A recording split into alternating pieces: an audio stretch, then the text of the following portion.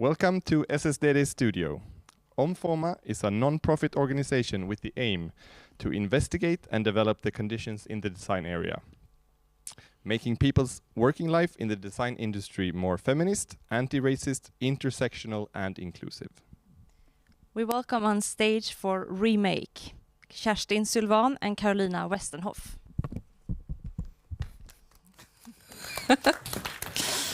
Thank you. Thank you. Thank you. Okay, so we are Omforma. Yeah. I'm a graphic designer. My name is Carolina. My name is Kerstin Sylvan and I'm a product designer. As we already heard, Omforma works with the precarious working conditions of the design field. And we've been doing this for 8 years. And we want to talk today about the work we've done, the knowledge we gathered, and what's happening now. Yes, exactly. So, as Kerstin said, we started about 8 years ago, and we actually had a big exhibition here in Malmö at Form and Design Center. 5 years ago. 5 years ago, sorry. Where we wanted to challenge the power structures in the design industry. And we have made a big survey, which sort of came before that, which uncovered a really sort of discriminating design industry.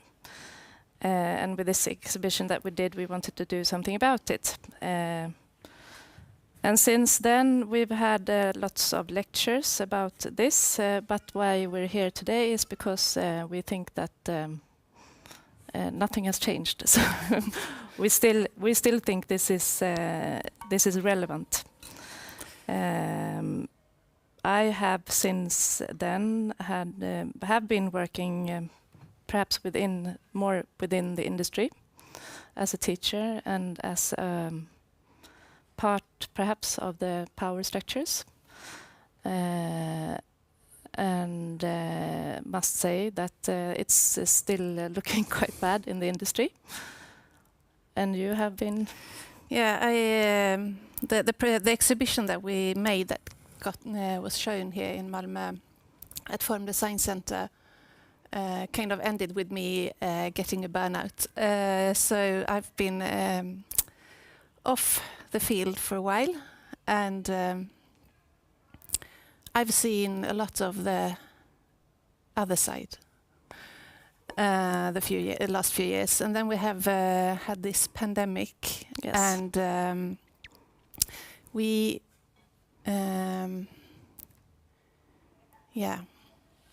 never mind. I think what we should do is to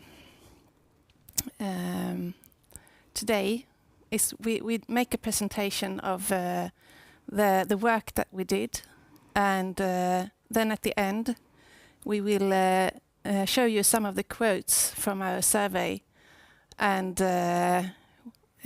see how you feel about them. Exactly. And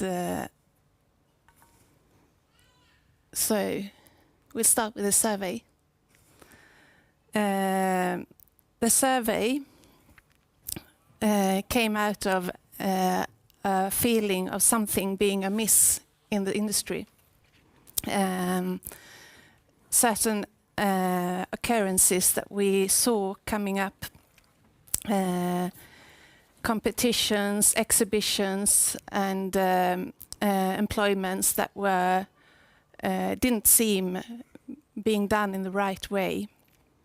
And the feeling was that maybe this is part of a structure, but we don't know, because we haven't.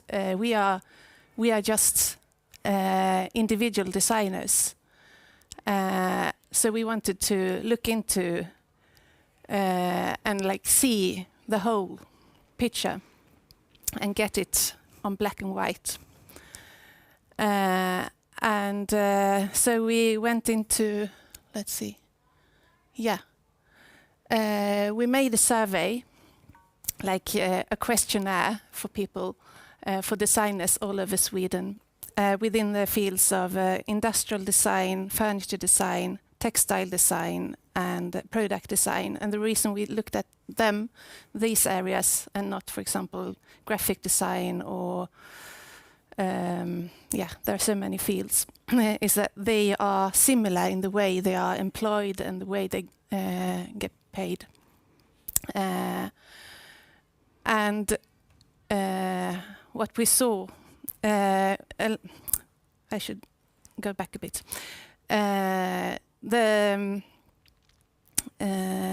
We looked at all the grounds of discrimination according to the Swedish law and class. And then we asked about all these areas and the experiences of designers in Sweden. And the results we got back made us conclude how to go forward. And we decided to go with what we had results on, because we didn't have any results on all of the grounds of discrimination. So we went forward with class, age, gender, and ethnicity. And we made interviews, focus groups, panel discussions, and we counted through the companies, all the big companies that employ designers in Sweden. And all the big design organizations, we counted the people in there and what they got paid, or what if they had uppdrag. Assignments. Thank you. And the findings we made, we divided into 3 groups, because what we did find was that there is a discriminating structure, and it wasn't quite the way we thought it would be, because it's very specific to the design industry and at the same time similar to the rest of society. And one thing that's very specific is, and also maybe general, but is the homogeneity of the industry and the fields. I have a quote here about that shows no,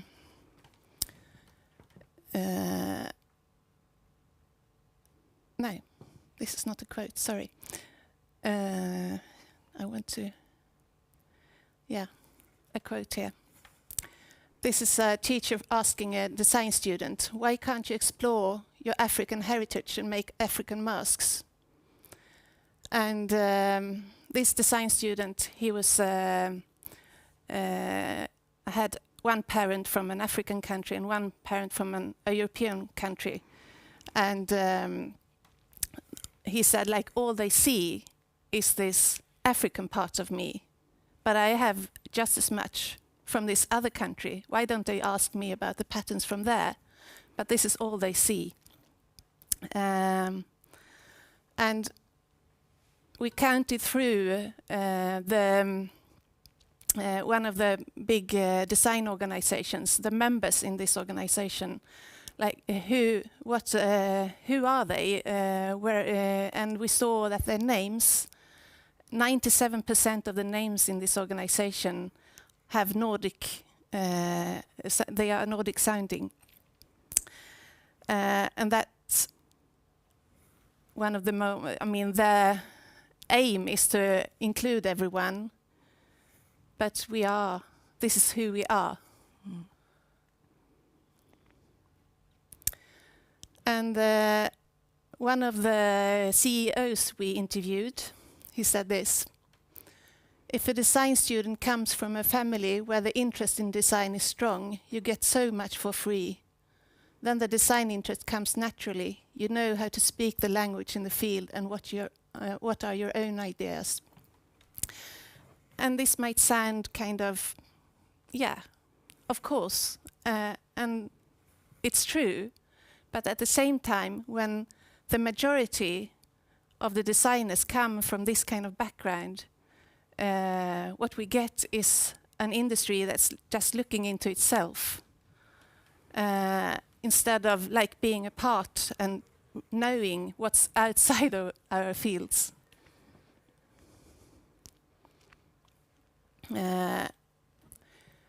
We have something that's quite special in the design industry, and that's advisory boards. And they pick out, when designers send out the designs to them, they pick out who's going to get a commission and who's not.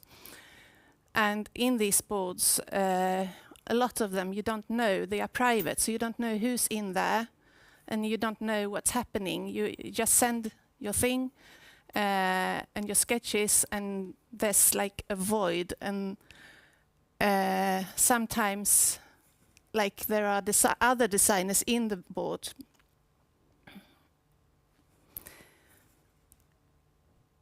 Another finding we did was about gender, and we call this divided, because what we saw that was that there is a big division.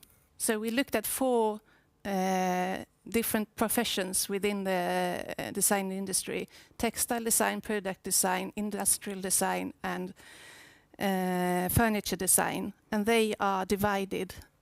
So that textile design and product design were a majority of women employed, and industrial design and furniture design, there was a majority of men. And this division comes with a power structure where the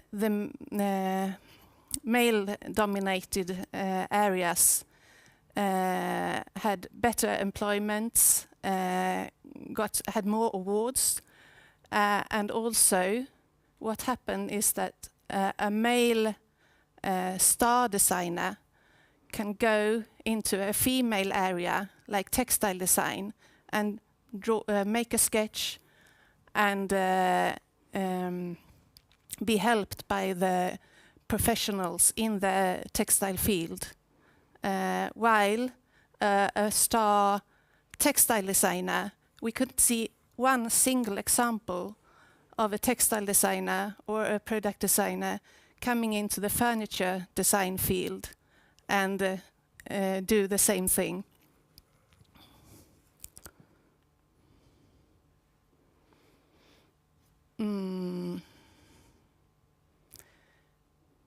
So this means that a lot of the women disappear, because in the art colleges there is a majority of women, but in the field we saw, when we counted, there is like even. So something happens to the women.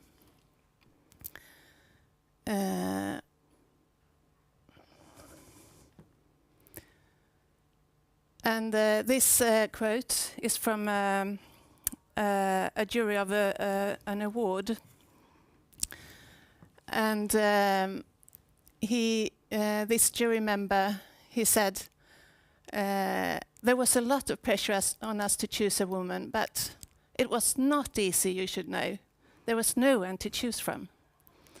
And this specific award was, thankfully it's gone now, because it was very peculiar, where the last year's jury, or last year's winner became this year's jury, which meant that there was always the same kind of taste going through from year to year, and not. This was the first year after 13 years that a woman was chosen for this award, and there was one woman and one man. But yeah, it's gone, thankfully. And these are 2 examples of how you can structure your life when you have when you're freelance and not earning much.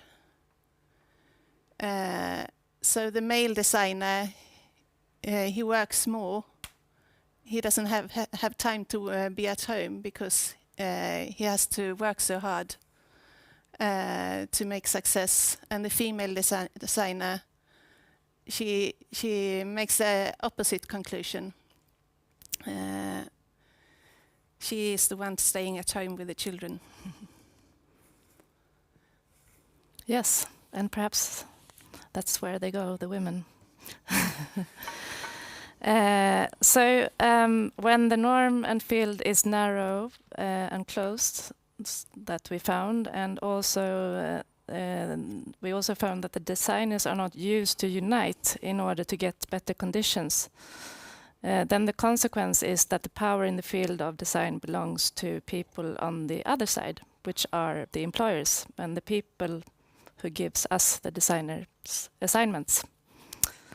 And then the few designers that gets selected for making design assignments, they usually, in the beginning at least, work for free in order to get contacts or for a very low pay, in order to get contacts or perhaps a job or a royalty in the future.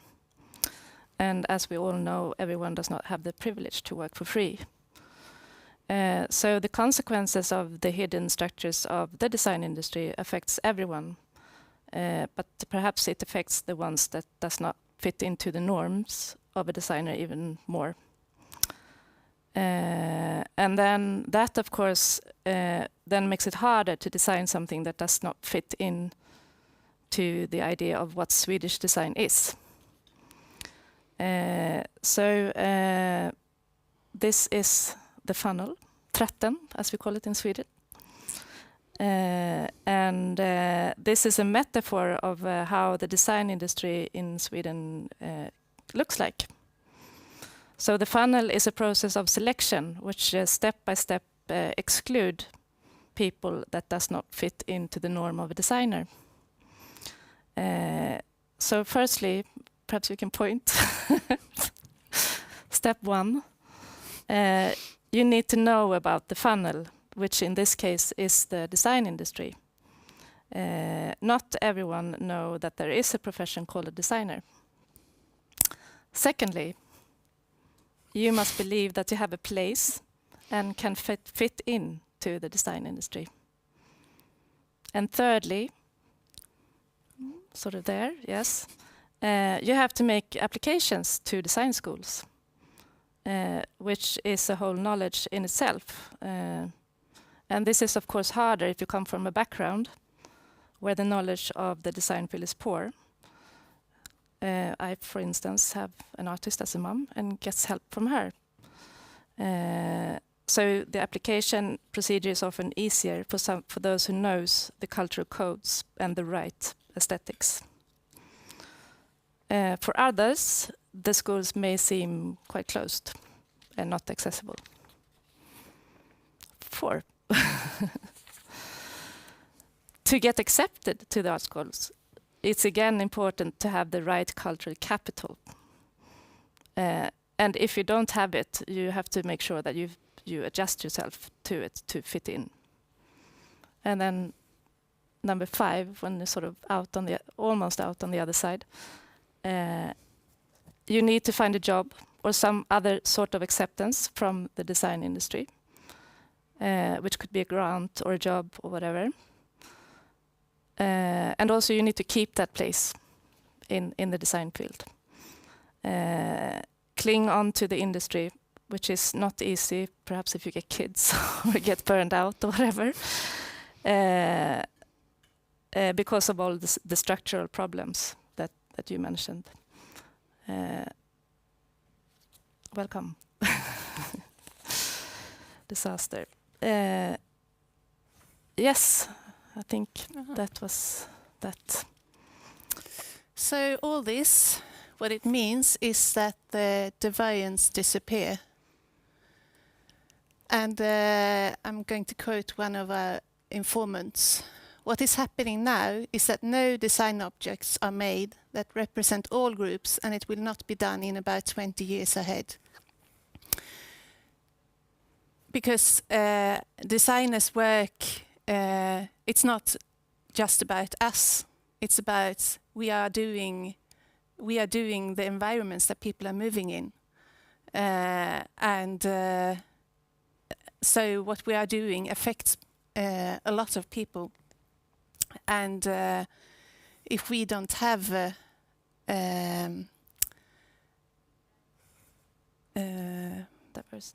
diversity, thank you.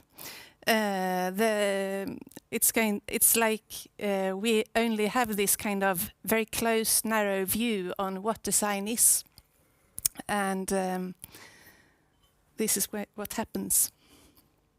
And should I say anything more? No, I've just written down here, in Sweden there is a great diversity of experience and perspectives, as you all know, or we should know. But amongst the practitioners within the design, this is not the case. And when there is diversity, the industry does not take care and pay enough attention to this. And this could also be classed as a democratical problem towards the end. So we wrote a manifesto, and it's asking the design industry, all the actors of the design fields, to take their part. And what we're saying is we want equal opportunities for all practitioners in all areas. We want it to be possible to earn a living in the profession. We want to expose and tear down the structures behind so-called Scandinavian design. And we want to abolish the gender hierarchies in the industry. And we had specific, or we have, goals for different actors, for the politicians, for the companies, for the designers, and for the design organizations. And so we wrote this book about this survey, and then we thought, oh well, we've done it. And then it took not many months until we realized that no, we haven't. We just wrote the book, and we have to continue. So that's when we decided to make it into an exhibition. And the exhibition and the whole project that we did after the survey, we called Makt, Egenmakt, Power and Empowerment. And we wanted to show what we've found, and also to show how can we do it, how can we change this, and how can the individual designer and as a group take the power into our hands. So we exhibited 8 different designers and design groups that we thought were working against the structures and changing the rules. And we had a seminar with lots of different designers and other experienced people, and workshops. And we made a lot of different workshops around Sweden where we mapped the power that the participants had within the group. And yeah, this is from Gothenburg. This is for you. Yes, sorry. No, but that was 5 years ago in Malmö. Yeah. We had the exhibition. So then I got sick. Then she got sick and got burned out. and then we had to take over. Of course, we did.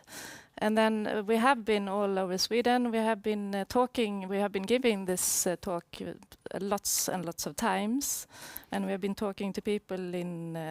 We were in Östersund and Dalarna, all over Sweden, and they could all relate to what we were saying, and they also had stories to tell us, and they were like they were thinking. They said it was so good that we talked about this, and it needs a change. A change needs to be done in the design industry. So what was I talking about? What people said to us is that there are a lot of designers all around Sweden, but they perhaps don't feel that they are included in the field of the design field in Sweden. And they didn't feel that the market and like all the grants were for them. They were for like an elite in Stockholm or whatever. So what they said, we've had roundtable discussions, and we've been talking to Mats Widbom and like politicians and students and from all over the field. And they have been talking to each other and to us, and they all said the same thing. And one thing is perhaps that the gap between arts education and the professional life is too big. Lots of students don't get a job after they have finished their design education, and they leave the field. So what some of the suggestions that we had is that. Sorry, 5 minutes. 5 minutes. Okay, sorry. Shit. No, but we need to organize. We need to organize ourselves more designers in smaller constellations and in communities. And people need to sort of put money into small like art educations for really young children, so they get to start early in all of the parts of Sweden. You need to put money into artistic collective workshops. We need to employ designers in like public organizations.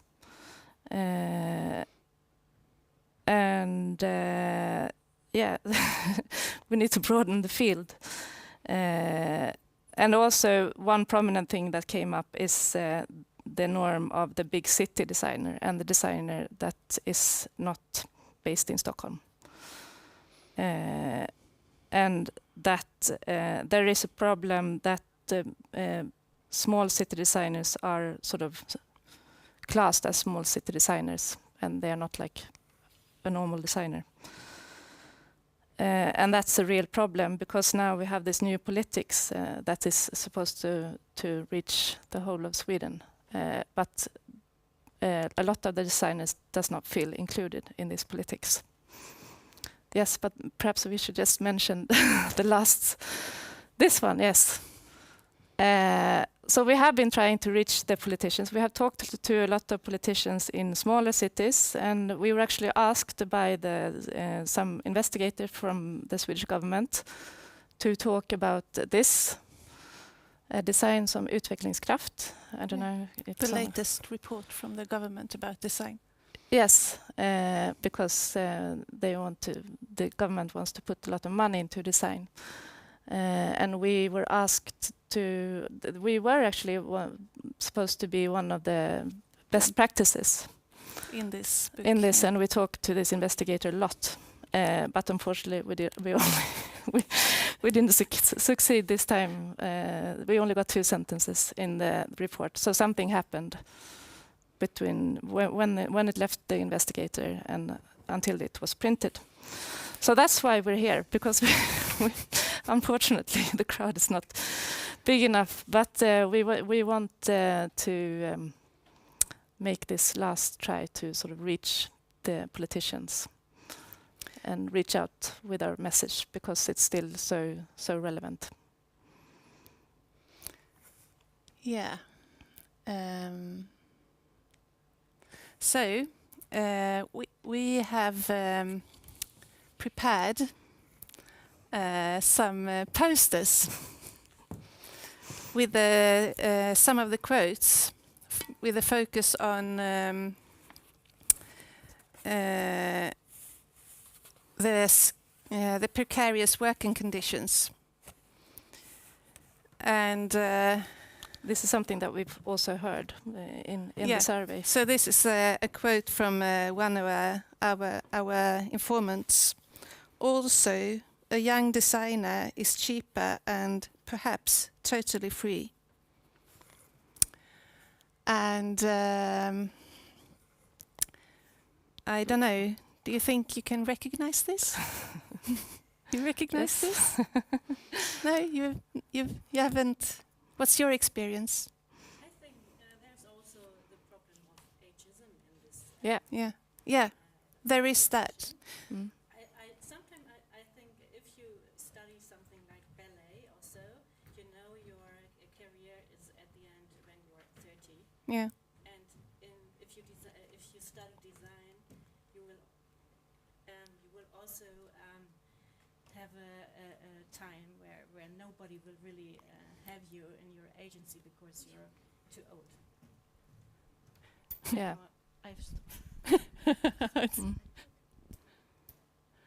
Yeah, it's totally true, and I didn't have time to go into that. But what we found in when we looked at ageism is that there is a window when you're around 30, and that's when you're doing career. So when you are young, this is what meets you, and then when you're like above 40, 45, that's when people are thinking, okay, she's too old.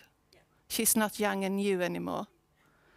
And I was even told when I did my BA and was finishing my BA that you have 1 year. And then it's the next student. So it's the next year. Yeah, then you're out. But so, yeah.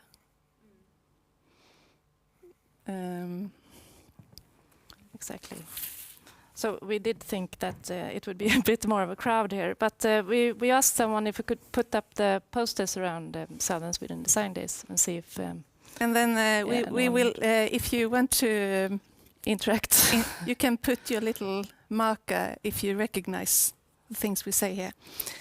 And this quote says, "It's so much about social codes, cultural heritage and aesthetics." And meaning that it's like the way you express yourself, the way the design is expressed in the Swedish design industry is like you have to know, have the right aesthetics. Anyone who has anything? No? Yeah, Yeah. I do. Definitely, yes.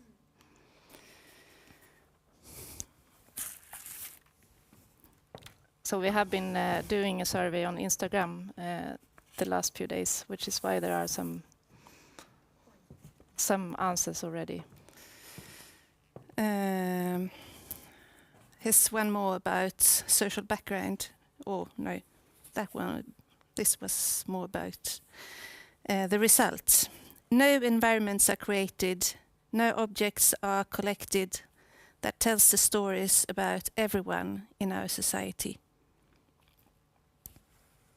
What do you think?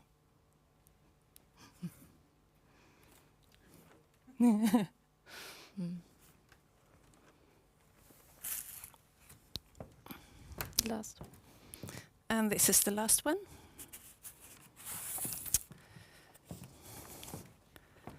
Said to a designer, "You get paid in joy." Anyone heard Has that? it ever happened? It's Yes. I think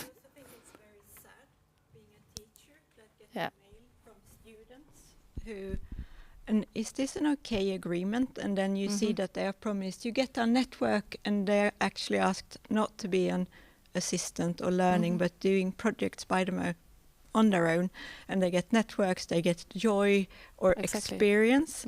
And I think that's really really upsetting that's kind of part of the business now. Exactly. Or this is an opportunity for you to be seen. I've heard that a lot. Yeah.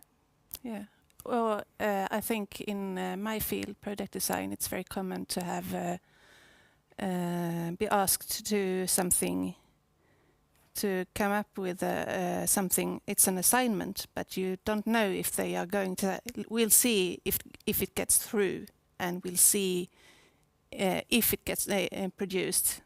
Then we will also see if it sells, and that's when I get paid. So it can be in 3 years' time, maybe I will get paid. Yeah. So if you want to, Yes. please. What we wanted to do is, this is nothing new. This is from our old survey, but as we said, this is still relevant. And what we want is to show this is the last minute design, which I did last night with stickers. But we wanted to show sort of with design our language, how it looks like in the industry. So we will see. We will leave this hanging here and see if anyone interacts with them. Otherwise, that's how it is. Do you have any questions? Yes. I'm really curious because it seems like you did everything by the book. Like you contacted not only the field but also politicians, the people. Like you reached out of the field, in the field, and the result was that nothing happened. So have you got any ideas of how can we make change happen? Because this strategy seems to not have been working, but it's sort of also a very ambitious and the obvious strategy. So how do we go about creating this change? I think one thing that's so sad is that we don't have any strong design organizations working for the designers, like a union, or at least not in the fields that we looked at.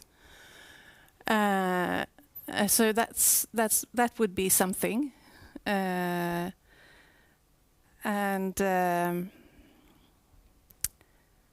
I don't know. I mean, there's we don't have any tradition to talk about design in any interesting way. I think design is always seen as something you just buy, and something that's you get a tip, go and buy this beautiful sofa. It will, and that's the end of the discussion, and there's nothing behind. And I don't know if we could. No. No, but I think also we have been talking to politicians, as you say, but then something happens. And I think the knowledge with the people that, the investigator that we talked, is that the knowledge is really poor. Yeah. But because this latest report, this one, she was an architect. Yeah. So she doesn't really know the field. She's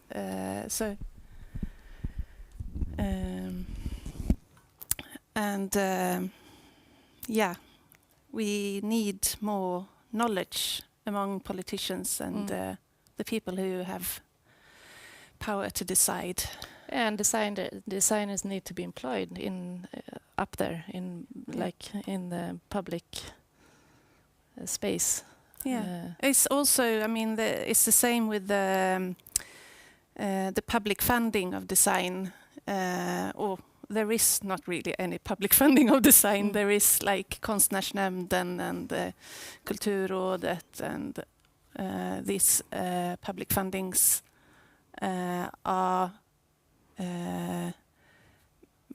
made to measure for fine art and not for design. Yeah. So it's really hard to, because we are supposed to be commercial, but if you don't fit in and you want to explore, it's really quite narrow. Exactly.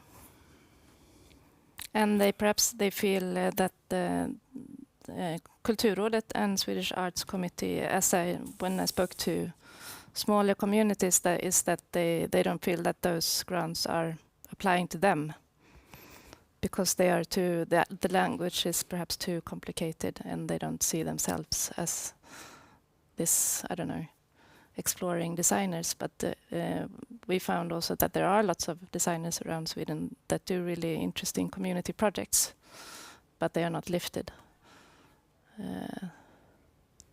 So as you say, there needs to be like in England has the Design Council. Yeah, We need something like that. Yeah, it would be good. Yes. Yeah. So that's what we'll do next. Start a design council. Matilda. Yes, that's it. Okay, thanks And a lot. the union. And the union, yes. Yeah. Thanks a lot. Thank you.